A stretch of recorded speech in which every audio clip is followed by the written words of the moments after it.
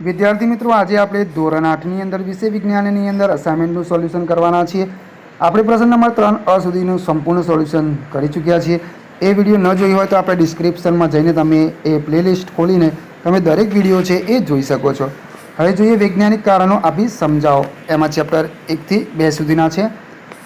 પહેલું છે કૃત્રિમ ખાતરનો ઉપયોગ ઘટાડવો જોઈએ. તો એની અંદર આપણે લખીશું વિદ્યાર્થી મિત્રો, પહેલો મુદ્દો, કૃત્રિમ ખાતરના વધુ પડતા ઉપયોગથી જમીનનું બંધારણ બગડે છે. બીજું, કૃત્રિમ ખાતરના વધુ પ્રમાણથી કેટલીકવાર પાક બળી જાય છે અથવા પાક ઓછો ઉતરે છે. ત્રીજું, કૃત્રિમ ખાતરની અસરથી જમીન પ્રદૂષિત થાય છે. ચોથું, જમીનમાં રહેલા ઉપયોગી સૂક્ષ્મજીવો નાશ પામે છે. પરિણામે જમીનમાં સેન્દ્રિય પદાર્થોનું પ્રમાણ ઘટવાથી જમીનની ફળદ્રુપતા ઘટે છે. તેથી કૃત્રિમ ખાતરનો ઉપયોગ ઘટાડવો જોઈએ.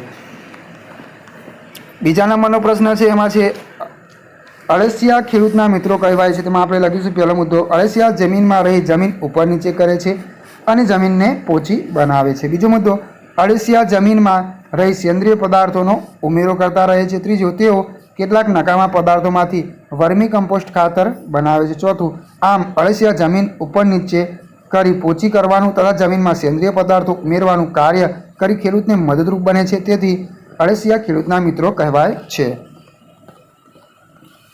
ત્રીજા નંબરનો છે પાકની ફેરબદલી કરવી જોઈએ. તો એમાં આપણે લખીશું, એક જ જાતનો પાક સતત લેવામાં આવે તો જમીનમાં રહેલા પાકને જરૂરી એવા ચોક્કસ પોષક તત્વો તે પાક દ્વારા સતત શોષાય છે. બીજું, તેથી જમીનમાં તે ચોક્કસ પોષક તત્વોની ઉણપ પેદા થાય છે અને પાક ઓછો ઉતરે છે. ત્રીજું, અનાજ અને કઠોળનો પાક વારાફરતી લેવાથી એટલે કે પાકની ફેરબદલી કરવાથી જમીનનો કશ જળવાઈ રહે છે. ચોથું, કઠોળનો પાક વાવવાથી તેના મૂળમાં આશ્રય લેતા રાઇઝોબિયમ નામના બેક્ટેરિયા નાઇટ્રોજનનું સ્થાપન કરી જમીનની ફળદ્રુપતા વધારવાનું મહત્વનું કાર્ય કરે છે. 5, વળી પાકની ફેરબદલીથી પાકને નુકસાન કરતા જીવજંતુઓ પર નિયંત્રણ આવે છે. આથી પાકની ફેરબદલી કરવી જોઈએ. ચોથા નંબરનો પ્રશ્ન છે, ખેતીમાં આધુનિક ખેત ઓજારોનો ઉપયોગ શા માટે કરવો જોઈએ? તો એની અંદર આપણે લખીશું, ખેતીમાં આધુનિક ખેત ઓજાર જેવા કે દાંતી, વાવણીઓ, હાર્વેસ્ટર, થ્રેશર, કમ્બાઈન તથા બધામાં ઉપયોગી ટ્રેક્ટરના ઉપયોગ થાય છે. આવા ખેત ઓજારોનો ઉપયોગ કરવાથી ઓછા સમયમાં વધુ કામ લઈ શકાય છે. વળી તેમાં માનવ બળ કે પ્રાણી બળનો ઉપયોગ થતો ન હોવાથી ખેડૂતને ભારે પરિશ્રમ કરવામાંથી મુક્તિ મળે છે અને સમયસર કામ પાર પડે છે. ખેતરમાં પ્રતિવર્ષ એક કરતાં વધુ વખત પાક ઉત્પાદન વધે છે અને પાકનો બગાડ થતો નથી. તેથી ખેતીમાં આધુનિક ખેત ઓજારોનો ઉપયોગ કરવો જોઈએ. એના પછી 5મો પ્રશ્ન છે, લીલ સ્વયંપોષી સજીવ છે. તેમાં આપણે પહેલો મુદ્દો લખીશું, લીલના કોષોમાં ક્લોરોફિલ નામના રંજક દ્રવ્યો હોય છે. બીજું, સૂર્યપ્રકાશની હાજરીમાં ક્લોરોફિલની મદદથી પ્રકાશ સંશ્લેષણની ક્રિયા દ્વારા લીલ કાર્બનિક દ્રવ્યો ઉત્પન્ન કરે છે. ત્રીજું, આ કાર્બનિક દ્રવ્યોનો તે ખોરાક તરીકે ઉપયોગ કરે છે. ચોથું, લીલ જાતે પોતાનો ખોરાક બનાવતી હોવાથી તે સ્વયંપોષી સજીવ છે. એના પછી છઠ્ઠા નંબરનો પ્રશ્ન છે, એમાં છે રોગચાળો ચાલતો હોય ત્યારે પાણી ઉકાળીને પીવું જોઈએ. તો પહેલો મુદ્દો આવશે, રોગચાળો ચાલતો હોય ત્યારે દર્દીના કપડાં, વાસણ, મળમૂત્ર, ઉલટી વગેરે મારફતે રોગના સૂક્ષ્મજીવો જળાશયોના પાણીમાં દાખલ થાય છે. આથી જળાશયોના પાણી દૂષિત બને છે. બીજું, આવું દૂષિત પાણી પીવાથી રોગ લાગુ પડે છે. ત્રીજું, પાણીને ઉકાળવાથી તેમાં રહેલા રોગોના સૂક્ષ્મજીવો નાશ થાય છે. આથી રોગચાળો ચાલતો હોય ત્યારે પાણી ઉકાળીને પીવું જોઈએ.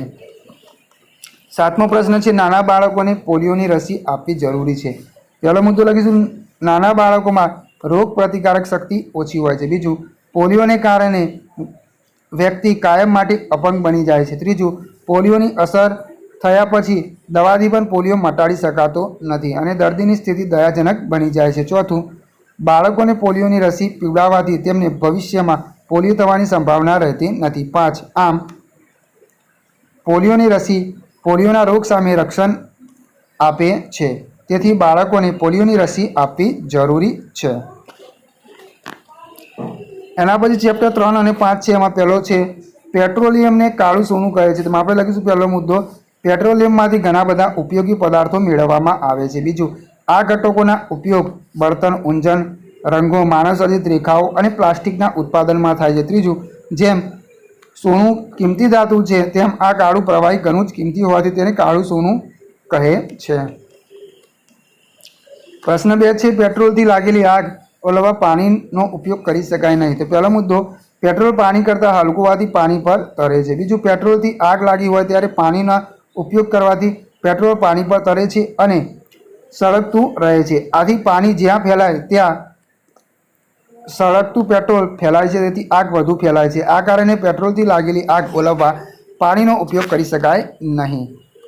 ત્રીજો પ્રશ્ન છે વિદ્યુતના ઉપકરણો સાથે સંકળાયેલી આગને નિયંત્રણ કરવા પાણી વપરાતું નથી. તેમાં આવશે પહેલો મુદ્દો, પાણી વિદ્યુતનું વહન કરે છે. પાણી વિદ્યુતના સંપર્કમાં આવતા આગ ઓલવનાર વ્યક્તિના શરીરમાં વિદ્યુત પ્રવાહ દાખલ થવાથી વીજળીનો આંચકો લાગે છે અને એનો મૃત્યુ પણ થઈ શકે છે. તેથી વિદ્યુતના ઉપકરણો સાથે સંકળાયેલા આગને નિયંત્રણ કરવા પાણી વપરાતું નથી, એવું આપણે લખી શકીએ.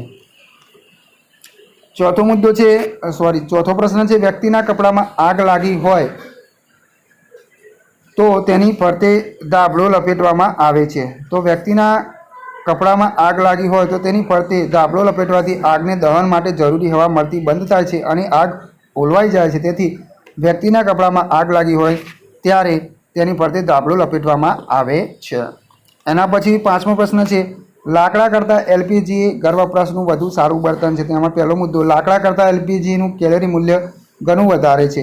બીજું, લાકડાના દહન દરમિયાન ધુમાડો અને પ્રદૂષણકારક વાયુ ઉત્પન્ન થાય છે, જ્યારે એલપીજીના દહન દરમિયાન ધુમાડો ઉત્પન્ન થતો નથી અને પ્રદૂષણકારક વાયુ નહિવત ઉત્પન્ન થાય છે. તેથી લાકડા કરતાં એલપીજી ઘર વપરાશનું વધુ સારું બળતણ છે.